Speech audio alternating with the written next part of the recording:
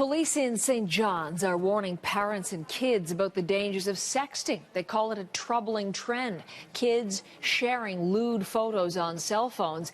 And students tell us at CBC News it has escalated to the point pictures are being exchanged for cash.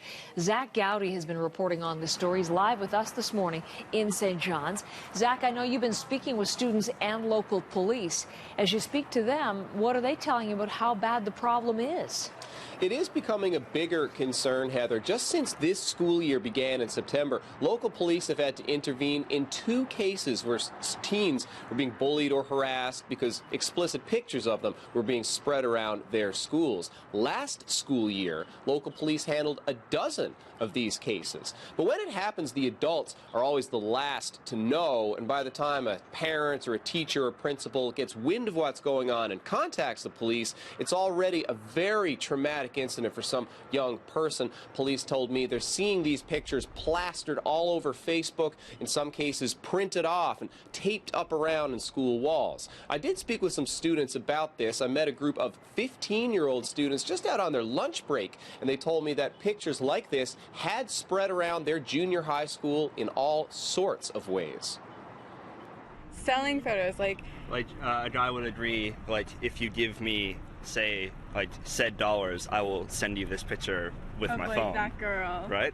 There was a circle that I knew about, and the guys were, there's a few guys in the circle, and if one got the picture, they'd send it to the other guys in the circle. So obviously, listening to her describe it, very well known that there's this kind of circle that exists and the pictures are making the rounds, Zach. But do they go any further afield than that? Do they go beyond the school? They are, Heather, and that's the part that's of most concern for police. In recent child porn cases in this province, police have found suspects sharing the same pictures that circulated in local schools, the same pictures that had turned up in police investigations of sexting. I spoke with Constable Terry Follett with the RNC's Child Exploitation Unit. He says when police do get these cases, they work very hard, very fast to try to contain the spread of those images before they wind up on public websites where collectors of child porn can get their hands on them. But Constable Follett told me, in reality, that's practically impossible to do. We got a call about 1 o'clock in the afternoon, just at the end of the school year last year.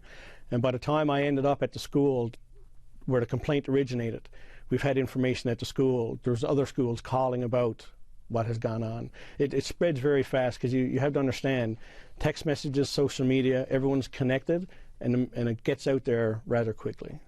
Depending on their age and circumstances, the teens responsible for spreading those pictures could face legal consequences, but Constable Follett told me that hardly ever happens because the victims hardly ever file formal police complaints. You can imagine, Heather, this is embarrassing enough for these young people to go into a courtroom and retell the story of how they took that picture and sent it to someone else, and then to deal with the aftermath of a court case out in the schoolyard. For many of these victims, it's just too much to bear.